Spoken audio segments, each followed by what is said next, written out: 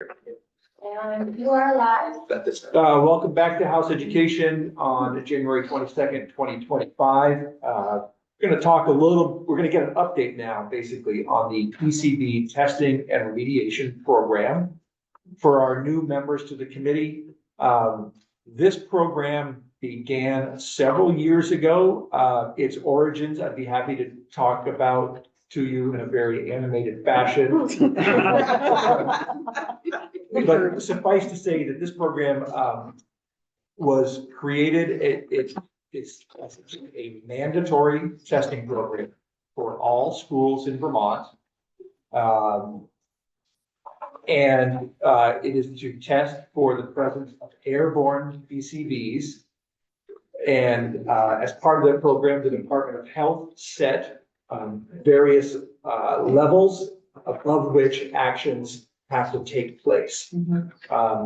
They've tested probably a third to a half of the schools on the list of schools that were constructed during the period that PCBs were used. It has had a dramatic impact on a relatively small number of schools, but very dramatic. And it's had we'll just call it an annoying impact on a lot of other schools. This is a program for which there really wasn't any good planning for like what happens when levels are discovered and who's responsible for paying remediation, and where's that money going to come from.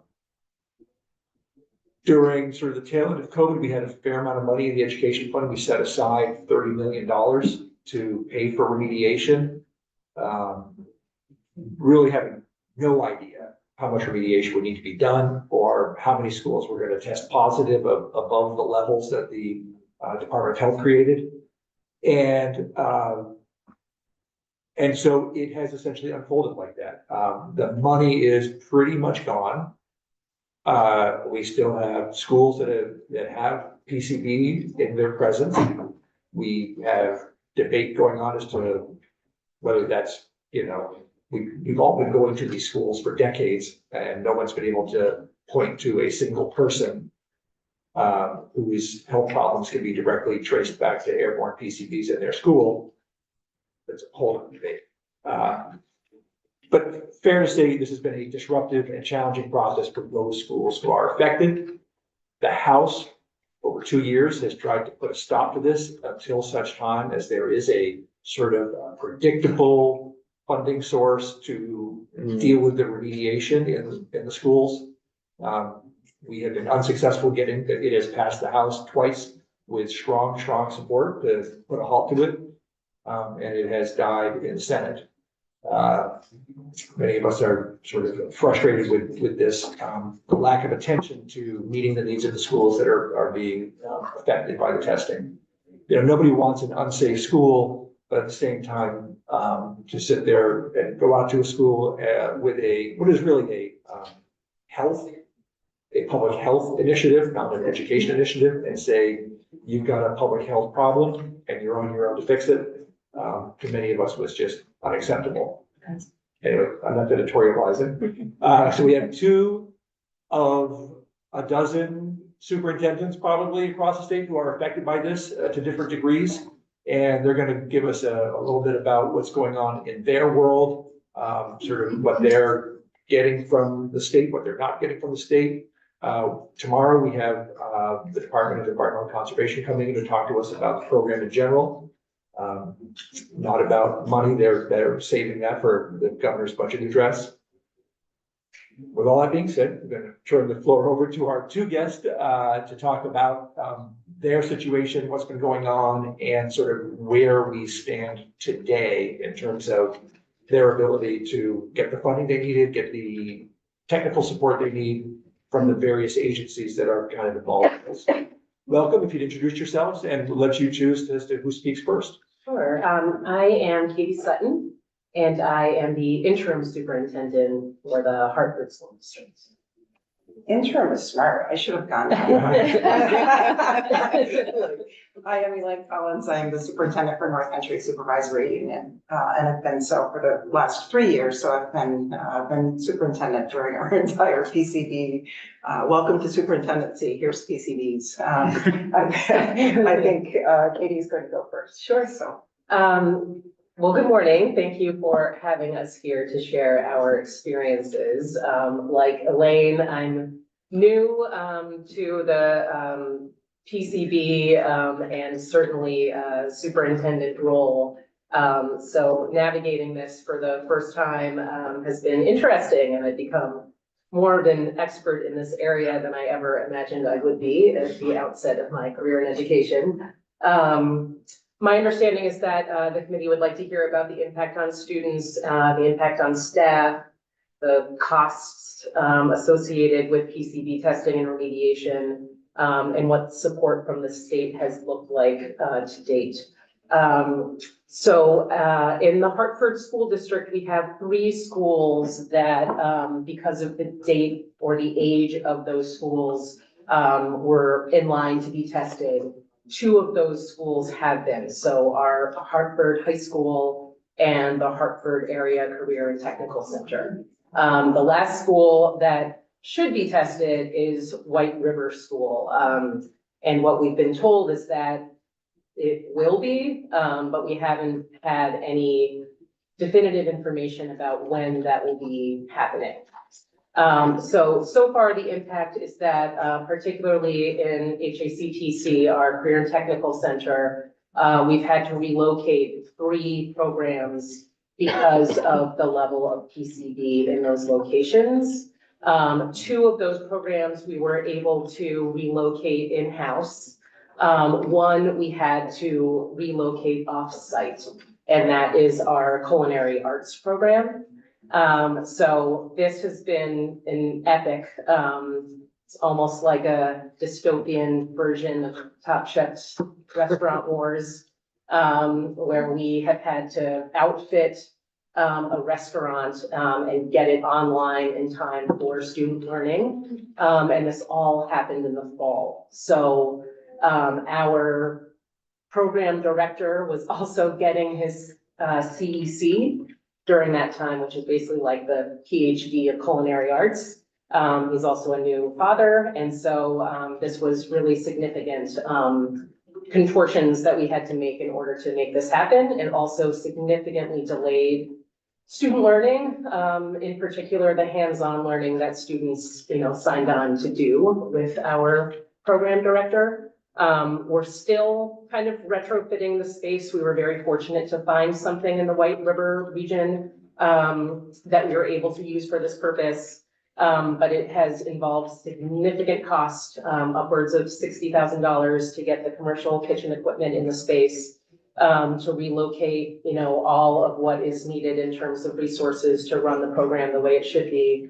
As well as, some stipends for the instructors in order to work beyond their contracted hours to make these learning spaces viable for our students. The impact has been incredibly significant. There's incredible anxiety about the health concerns related to these substances, which are still an unknown.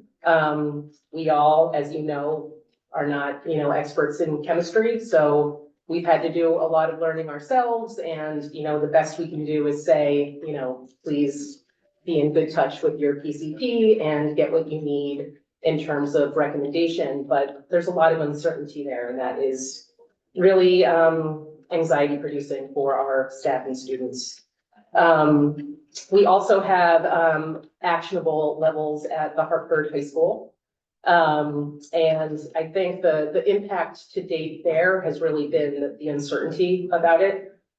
We've had testing done, extensive testing, but recently the scope of the project from the state's position has reduced significantly.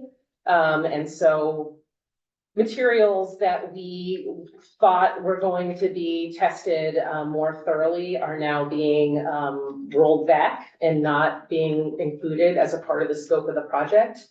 And I think that the position that we're in that setting in particular is that we don't find it to be acceptable to say to our community, we're not going to thoroughly and comprehensively test all materials that could be suspect, nor are we not going to thoroughly address them in our remediation efforts. So we are anticipating having to pay for those associated costs, out of pocket, as opposed to being reimbursed. That is also another, situation that occurred in the fall where the state, instead of providing upfront funding for the related costs and testing and remediation, we've now moved to a reimbursement model. And so we submitted our application for funding on November 13th. And our application was just accepted on January 1st. And we have not been able to make any requests for reimbursement to date. So we are now, we've now spent $416,000 from our local funds in order to test and even just determine the scope at this point of the remediation efforts in these locations. So there's a lot of uncertainty there, obviously, and we have major concerns about, whether we're going to continue to have to provide learning spaces that are not in our buildings, and what that will look like. Additionally, hiring season is upon us, and as we all know, there is a significant educator shortage. This is not the kind of thing that draws in high quality educators, and so we're concerned about that for retention and attraction to our district. We also benefit from tuition dollars from students and families who make the choice to attend our schools from choice, areas. Those revenues are north of $1 million per year usually. And we have serious concerns again that students and families will make a different choice because of what we are doing to test and remediate PCBs in our district. So the support from the state has been challenging in that we've been receiving conflicting messages about reimbursement. We've been receiving conflicting messages about what will be tested and how those, whatever is, indicated will be remediated. And that uncertainty is certainly taking a toll on our community. And, needless to say, it's also distracting and disruptive to the ability of all of the district leaders and educators to be focusing on their, instructional practice and moving forward the vision and mission work associated with running and, implementing a functional and healthy district. So that's not really quantifiable, but it's been hours and hours and hours of time that we've taken to, provide the best possible learning experience for our students, despite the uncertainty, surrounding the current situation in our district. Asking questions. I also just want to clarify. So you said 13,000 you spent. For about 416,000. Okay, and you've been reimbursed for some of that, We have not been reimbursed. and you have been assured that you will.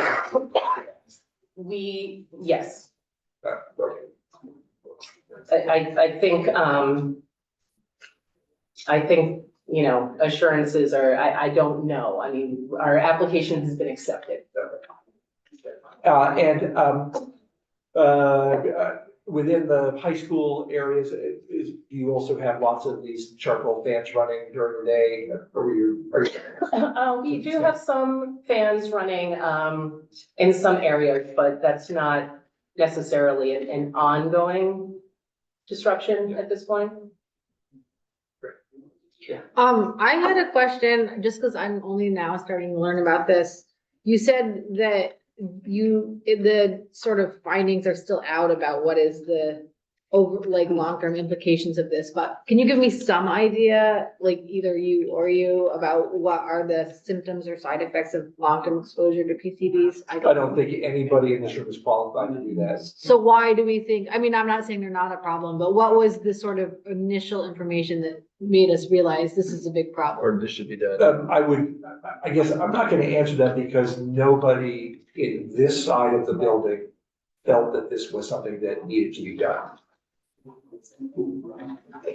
Certainly not at the levels Right. that were. Yes, yeah, I mean, so, But yet we have reason to believe it's unhealthy. I'm just wondering, what is the reason to believe it's unhealthy? well, so, PCBs are a known carcinogen. They have largely been tied to people who are exposed to them materially in factories, in drinking water.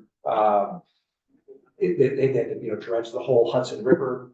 These are, big levels of, tangible PCBs. The impetus to test schools for airborne PCB, I think probably, I don't mean to put thoughts or words in other people's mouths, but I think it came as a result of the concern over PFAS being in water in Bennington County, for example. Yeah. And that, so, anyway, it just sort of built from there. And I can't explain it well because it did not originate in the House. It just simply didn't. And we have been very concerned about creating a public health initiative and frankly, a public health scare that comes with it a huge price tag, not just in money, but in disruption. And can I ask a follow-up question?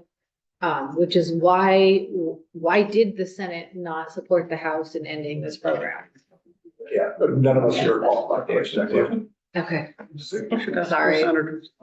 We're the only state in the country that's done any kind of PCB testing that's doing, universal PCB testing. but First in the surely, nation. yeah, surely the Senate must have issued a reason when they didn't. I mean, I've gone back and watched the testimony when this was born, and it was basically, I would say a combination of, all right, see if I can get that. The administration, it started with Burlington High School. Let's go back to the full history. It started with Burlington High School. Anytime you're about to do a huge renovation in a building, you have to test for airborne PCBs and the ground and all of that. If everybody remembers, Burlington High School found to have high levels, based on high levels according to the Vermont Health Department, which had, I would say, a little bit of a moving target of what those safe levels were. Right. Ultimately, the school board decided that based on these levels set by the Vermont Department of Health, it just simply, they would have to remove entire walls. So the building would collapse in on itself anyway to renovate, to meet all that. That created an awareness, let's call it, of airborne PCBs. And I think that is what led to our colleagues in the Senate putting into the budget of 2020, I can't even remember anymore, a requirement that all schools built before 1980 be tested for airborne PCBs. It kind of just stopped there with like no plan. And that's why we now find ourselves where we are. Seeing that this was going to be a big problem, we put aside $30 million to like address it. And then the next year we tried to say, okay, even that's not a plan. We need to just stop testing until we have a remediation and funding of the remediation plan and a much better look at the impact of this and how are we going to roll it into a larger school construction program. We were not successful, the House as a whole was not successful in moving that legislation forward out of the other body. Right, I know, I'm all caught up on that. I'm just wondering why, if they said no because That'd be my, There was no- that'd be my question for those who. And you could go back and watch testimony, Yeah. you could watch their. Okay. Now, to be fair, There's you know, the Senate position was strongly supported by the administration. When we proposed our pause in the program, we had testimony from the Commissioner of Health, the Secretary of Natural Resources, and the Secretary of Education at that time, all strongly opposing our plan for a pause. So frankly, at that point, this became an administration program. And did they offer any solutions on how to pay for it? No. That's the interesting part. We were told by They someone in the used it, governor's office that they would kick the couch cushions to pay for the remediation project. So- Those are actual words. So why don't we hear about Sure. situation in North Country now, since you've been in it a Yes. little bit longer and a little more extensively. So we have 12 schools in North Country Supervisory Union. I won't go through the list, but there are 5 actually who have PCBs in their building. So Charleston Elementary, Derby Elementary, and Charleston, Derby, and I'm forgetting the last one. There are 3 schools that have ancillary, rooms with ancillary, Newport City have ancillary rooms. So ancillary just means kids and staff aren't in those rooms all day. Bathrooms, closets, supply closets, those kinds of things. Boiler rooms, electrical rooms, those were rooms that were identified in those 3 schools as having PCB containing materials, and we needed to get rid of them, but they're ancillary, less important for us to worry about. The other 2 schools, Brighton Elementary School, pre-K to 8 building with about 130 students, in the spring of 2023 was told your numbers are about 200. So to give you a little bit of a context, the numbers that are allowable change according to the age level of the students. So 30 is pre-K through 6th grade. You can have 3 times that amount and still use the rooms. For 7th through 12th, actually 7th through adults, that number becomes 100. I think there might be a middle of the road, which is like 60. In my case, I've only been worried about the little ones and the high ones, because those were the schools that have caught my attention. The numbers in Brighton Elementary, if the acceptable limit was 30 and the highest that was available for them to be in was 90, their numbers were 200. So we closed down pre-K in May of that year, and the rest of the K to 6 students had to limit the amount of time they were in their school building to 27 hours a week. So that meant field trips, outside learning experiences, and those kinds of things, which is manageable for 6 weeks left of the school year. So once you identify that there are PCBs, that's just the beginning. It's not, no one says to you, here's the source and here's what you're going to do to get rid of them. You have a sort of a short list of folks that come into your school and start to gather materials and say, these are the materials we think are suspect. We're going to send them off for sampling. We're going to find out what those numbers are. And based on those numbers, we're going to make a hypothesis that if we get rid of this particular material or this particular material, that will solve your problem. In the meantime, we'll give you these charcoal activated air filtration systems that are, by the way, extraordinarily loud, which doesn't interrupt learning at all. A little bit of sarcasm there. Appreciated. Yes, and so great. So we have these charcoal systems. We have the K to 6 kids who are outside part of the time. It's May, it's fine. They don't want to be in the school building anyway, that's fine. The problem comes in the fall when the pre-K still can't be there in the school building. The state says they'll pay for either a lease that's off-site for a building that's off-site or a modular unit. Obviously, a modular unit's going to take longer than 2 months to get back on site, to get the site set up, to get the engineer contracted and all of those things. So we started that process of a modular unit in the fall of 2023, and we contracted with an area church, the basement of an area church, for the pre-K students to be off-site. State, in fact, did pay, excuse me, for the lease. It's It is disruptive, to say the least, to move classrooms of kids off-site, but pre-K kids are pretty resilient. Pre-K teachers are some of the most happiest human beings on the world. As a former middle school teacher, I don't understand it, but everybody's gonna have their place. So Brighton seemed to be in an okay spot. The only difficulty with Brighton is, even to this day, we still don't know what caused PCBs to be increased in the building. I have a theory that we replaced the LED light. We replaced the lighting system with LEDs about 6 months before PCB testing. And my theory is that's where the PCBs were. But we're in a place where we've got to get rid of the PCBs that we can't identify in Brighton. That's a little bit of a problem. So we may just have to test in perpetuity, which means from now until the end of the building, we're going to have to test quarterly or annually or something like that, whatever the EPA allows us to do. High school is another matter. So North Country High School is about a 60-year-old building, has about 725 students in it, 9 through 12. We have a career center that's attached to the high school, as well as a building for the career center that has several programs that's off-site.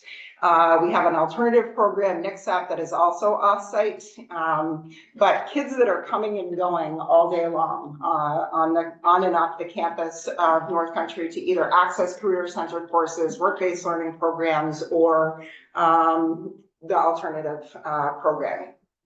So we knew we had higher levels for PCBs in the high school. We thought at first that the career center was actually the spot that was most troublesome. The high school is broken up into 3 wings. A wing is basically like auditorium, music programs, PE, those kinds of things. Middle of the building, the B wing, is all of the academic classrooms for the high school. So science, math, reading, you get it.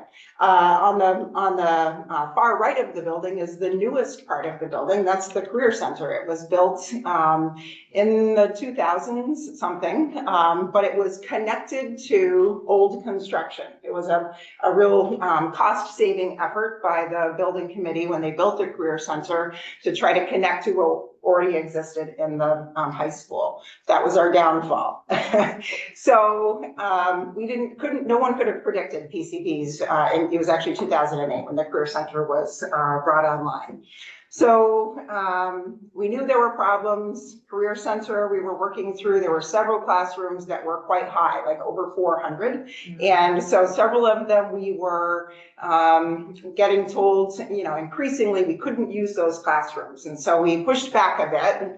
2 of the classrooms that we couldn't use or were being told we couldn't use were for sort of a vulnerable population of high school students, North Country Academy students. They are students who might be on IEPs, who have anxiety, who might require smaller class sizes, who might require special educators and regular educators to be co-teaching. So pushed back quite a bit on that, and the state did work with us, Department of Health worked with us to come up with some occupancy that would allow teachers to rotate rooms and kids to rotate rooms so that they weren't in those higher level rooms for extended periods of time. That got us through that school year.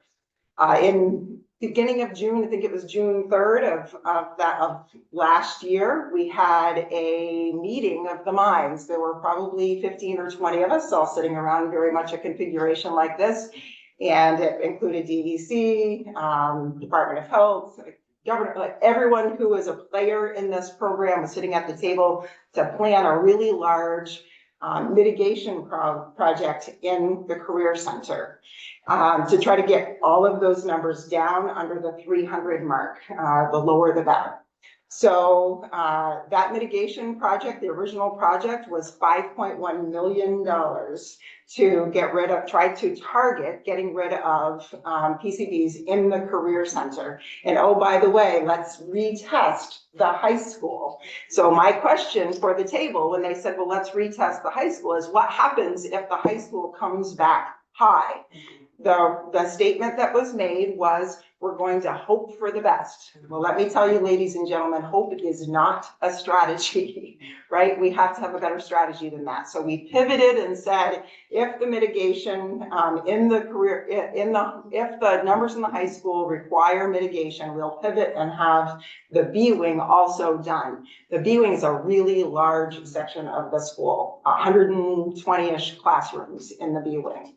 And how do you educate students if those classrooms come offline? Well, we were about to find out, right? So we start the mitigation project, we get back, I'm in Niagara Falls, the one vacation that I take this summer for 4 days, and I get a call, guess what? Your B-wing classrooms are off the charts. Some of them 2,600, right? And so you cannot use the B-wing in your school.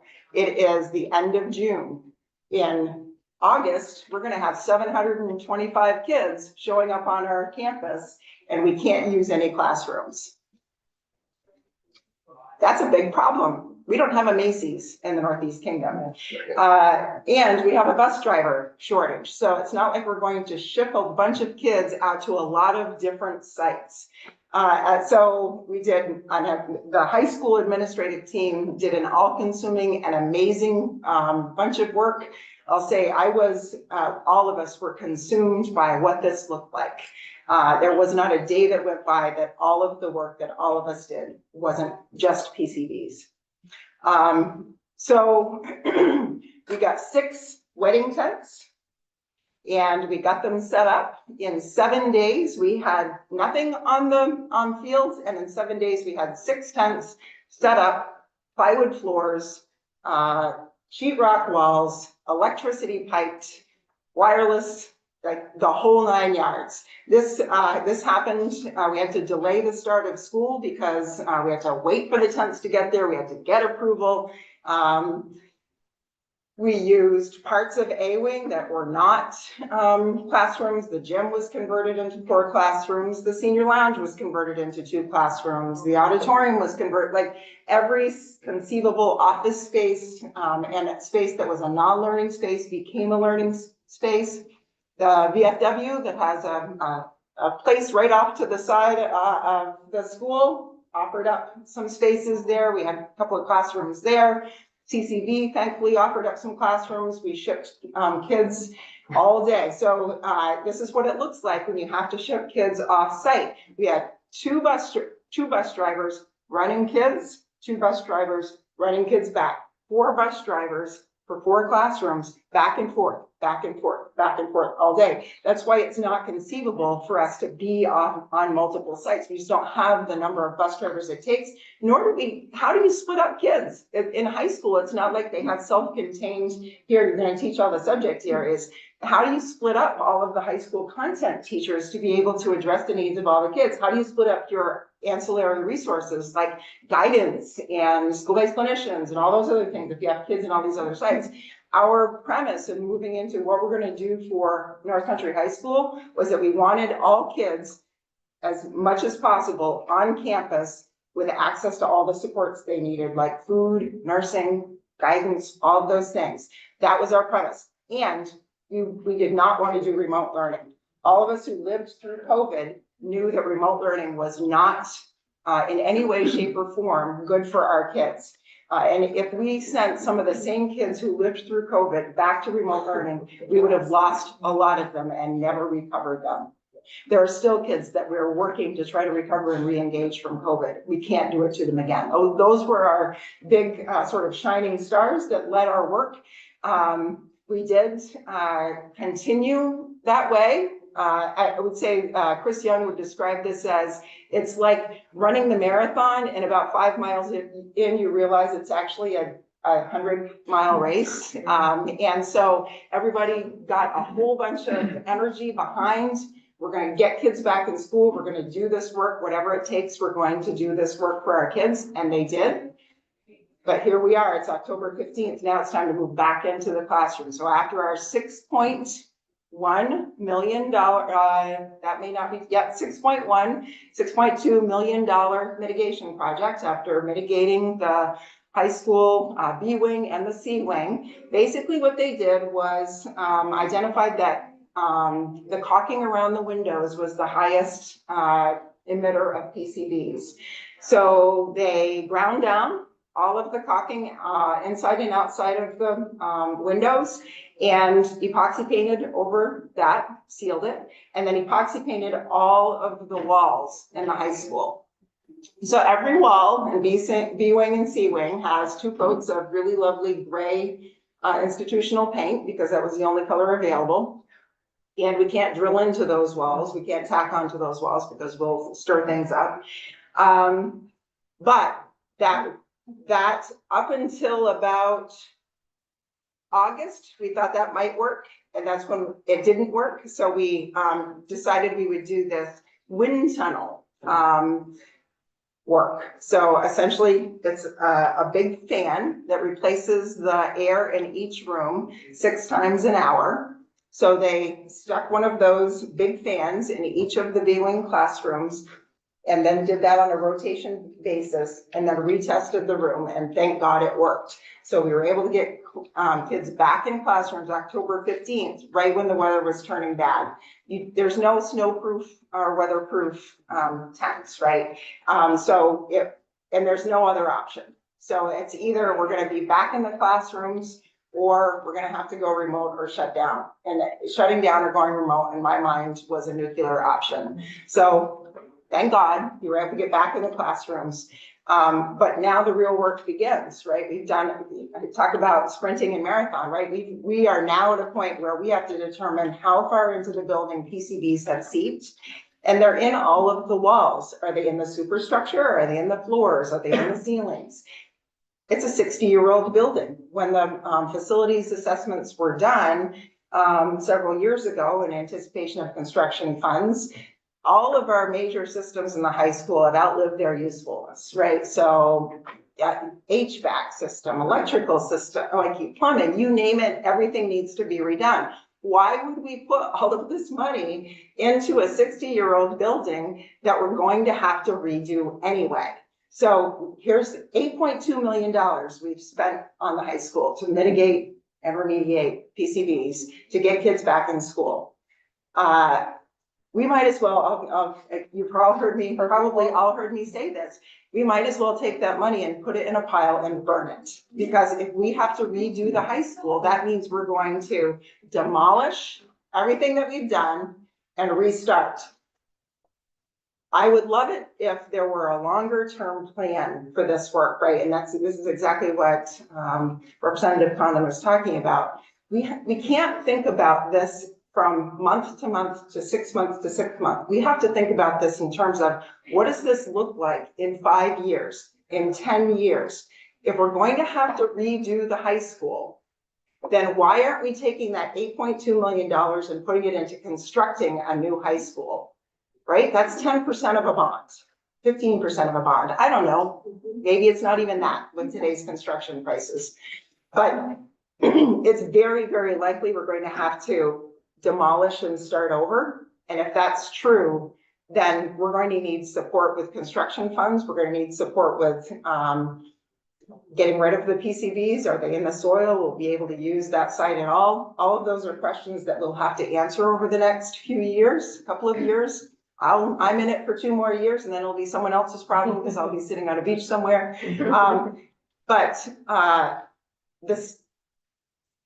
I would say, right now, the schools very much are guinea pigs in this process. I can't tell you the disruption. You can imagine the disruption just in administration, right? But then think about teachers who've been working at the high school for decades, who now have this health scare. And there's very little defined health consequence from this. It's so variable. And PCBs are everywhere. They're in the air that we breathe outside. They're in the food we eat. They're everywhere. So why are we targeting schools? I don't know, right? And I would assume best intent of anybody. I would assume that the Department of Health and others who have been proponents of this program want to help save students from any bad effects from PCBs. take that on face value. There still has to be a better plan for how we take care of this. It's extraordinarily expensive. We're finding that out just in the high school. We're gonna find that out in lots of other schools if we continue this program. And I would much rather see us thinking about this in terms of how do we fix the whole school? And so let's fix this little problem, which will always cost way more if we're doing short-term fixes rather than long-term planning. So. Thank you. I'll just add to that, your work isn't done. You have to test every quarter, every 6 months. Yeah, so they did test over Thanksgiving. Thank goodness everything came back in the good range. There were 2 rooms that were slightly under 300. And so we'll do some further mitigation. We've also done some carbon blankets to put on top of the univents. After we did the $6.2 million mitigation problem, I don't know how much those are going to cost us, though those were creative engineering projects, so not cheap. They have messed with our thermometers in the, our thermostats in the school, so having difficulty keeping rooms cool or hot because of those carbon blankets that are now sitting on top of the univents. But we did test in Thanksgiving, they came back fine. We'll test again in the spring. When the temperature is cold, the results are better. So let's test in like February or March instead of waiting for warmer weather to come around. So a further complicating factor, just to let everybody have a better understanding of this, is that this is also by sort of statute considered a chemical release in definition, and which triggers not just state reaction, but that has to be reported to the EPA. And the EPA has some pretty strict guidelines, like you have to fix this in 4 years once they decide that. So we have one school down in southern Vermont that is really the first to face EPA repercussions, and it's, you know, frankly, we've got a whole team of folks at the state level negotiating with the EPA in hopes that the EPA will say, well, we'll back off. But they don't have to. And the EPA can say, listen, you've got 4 years to fix this, and if it's not fixed, you know, that building has to be vacated. So it's really very complicated. And sort of the long-term, short-term, obviously, if you're testing and you find levels that are higher than what the Department of Health created, that's an immediate, first of all, an immediate health scare or public health scare, number one, but number two, it has to be dealt with immediately. So you can't sit there and say, well, we'd rather roll this into our 5-year construction project. That's not really an option. So let's go around. Questions, Representative Brady? I'll be honest, I'm gonna editorialize a little bit. That as well. So, I mean, from an affordability standpoint, this is absurd. The amount of money that has been spent on things that don't materially improve education or buildings. And it's painful, given the financial world that we're in at this moment. But from the human toll, it's just unconscionable. And I just can't underscore it enough. Chris Young is an award-winning principal and educational leader at North Country. And when we have our educational leaders figuring out how to put in plywood floors and whether or not they can literally open schools, you know, COVID was a crisis we could not control and we had to respond to. Yep. This is a crisis that we have created and done harm literally to schools and to school leaders. We desperately need to be educational leaders, not facilities managers. So it is my sincere hope as we think about receiving a transformation plan. There's no way, I think, to look at transformation of education in Vermont without realizing we have, as a state, we need to find, as a legislature, the administration needs to find a significant facilities investment that has to be made in the state. And if we think we can transform education in Vermont without figuring out how to have functioning, healthy buildings, then I think we're missing the mark. Is there a question in there? No. Right. Right? Other questions? Yeah. Just a question, because has anyone put forth a bill that you know of this session to, once again, try to stop the testing, put a moratorium on testing Well, in either the don't House know or what Senate? bills have rolled in. Okay. Or was that something the I would committee say might that, consider? this committee can add that to whatever Okay. it would like. But, as Representative Brady said, I think we're awaiting to see where this lands within the grander scheme. Okay, thank you. There's other written testimony that we got on this topic. I really recommend reading it. This is just a fraction of what's going on out there. North Country, as soon as they tested and got their results, it was pretty clear they were gonna be like the showcase. It's been highly disruptive, very expensive. Perhaps they were able to get into their classrooms under the wire because the administration held their Capital for a Day event beginning in the wedding tents during a massive thunderstorm. And there was a good realization that this is not a great educational solution. We did our rain dance before the. Yes. Just a quick detail. Could you tell us again the number? You had said just like the overall cost of 8.2. 8.2 million. In every school where PCBs have been discovered at a level above the state created action levels has to be retested regularly. And how much does that cost? At this point, it's covered, so I'm not sure. Okay. When we did our original testing, even though it was covered, it was about $80,000 to test all of the rooms in the high school. So if we were to do that in perpetuity, that would be a lot of money to spend on testing. And if we found elevated levels, we would then be on the hook for mitigation or remediation of those. And I would add that, because it's now a reimbursement model, which is, a new experience. We are documenting and invoicing regularly to try to keep track of costs. But we're at this point a pipeline school, and I think that our concern lies in, halting the program, yes. But what about pipeline schools? Yeah. What about us? What about the last school that still hasn't been tested and is questionable as to whether or not it will be, bless you. Those are the concerns that we have right now, is the concerns related to that. And the 3 schools that have ancillary rooms that I started with, that funding has been put on hold because, North Country's eaten up a lot of money, right? And so I've been told by some of my colleagues that their projects have also been put on hold because the money has gone. We have about $53,000, and that number is growing, of costs that have not been pre-approved, but are certainly PCB related, that have not been approved to be reimbursed. And so we have a sort of a growing spreadsheet of numbers there.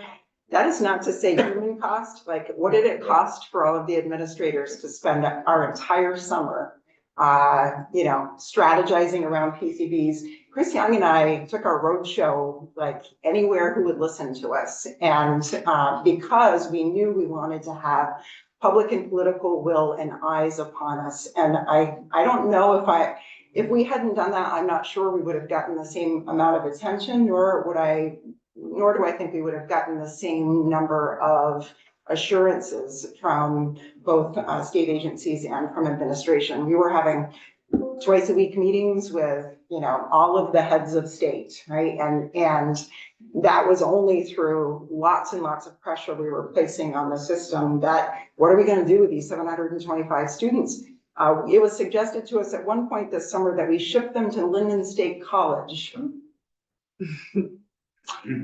Okay, so how are those kids who have to access other programs midday going to handle that? We have lots of kids who drive back and forth to school. Do we want them going up over the heights? And do we really want college students and freshmen on the same campus? No, is the answer to that question. I can't imagine the HHB and Title IX issues that would create. To say nothing of that those buildings had not been tested for PCBs. Correct. Yeah. Correct. They would have the So- church basement where those kids went. When that conversation happened and we said, no, that just won't work, we were told, well, why are you being such naysayers? Because it just won't work. That's why we're saying it's not going to work. Here are all the reasons why. And it's because folks who are well-intentioned and who have their lens on a problem don't understand what it means on the ground when those policies or procedures are put into place. Because educators were never asked, what will this do to your schools? What will this in practicality do to facilities managers and principals who don't have facilities managers when they're having to test and when they're having to navigate PCBs? So. Representative Long. Thank you. I'm not sure who who can answer some of the questions, but it sounded like you said, that a third of the testing, did you say that has happened in the state? We'll get an update on that. It's probably a The more, rough, a third to a half of the Yeah. schools in our state have been tested. yes. Has the testing, outside of your issues, because you've already been identified, has testing stopped?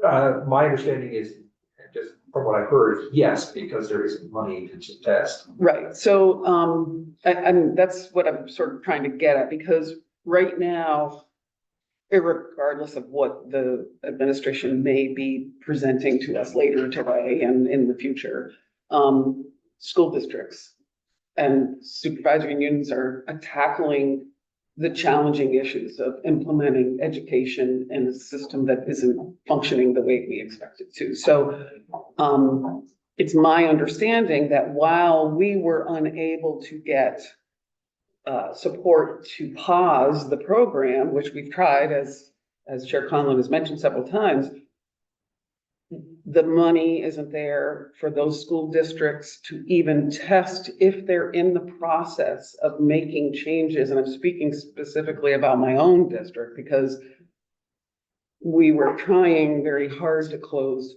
2 of 3 elementary schools, but the one school where those children could all go to had not been tested. And the community was supposed to be tested, but it didn't make it before it sounded like, oh, sorry, we're not testing anymore. So the community said, well, why would you put all of our kids into one school that hasn't been tested? So our school district actually had to do the testing and didn't get approval for it, and we'll have to, it was a risk. You do the testing, you pay for the testing. I can't remember what it was, 50,000 or something. We paid for the testing, and if it had come back very high levels, we wouldn't have been approved for getting mitigation. So I guess I'm just, my concern is that even though we couldn't get the pause, we're sort of on a pause anyway, because the money isn't there from the administrator, from DC to even complete the program that we are required. And that's just one story. There are, That's what I'm trying. for many of the other schools that haven't been tested that are wrestling with construction projects, Right. we have created this heightened awareness of PCBs, for better or for worse. And that puts every construction project in a, well, we haven't been tested before we put a bunch of money into our building, should we test? And so everybody's sort of in this swirl of not knowing what to do, and frankly, probably not getting a lot of strong guidance from the state, since we're all kind of in each district on our own anyway. Very low understanding. We'll wrap there. Thank you both very much for making the trip south and north to come see us in person. Really appreciate it. Yeah. And committee will take 5 minutes, and please be right back here to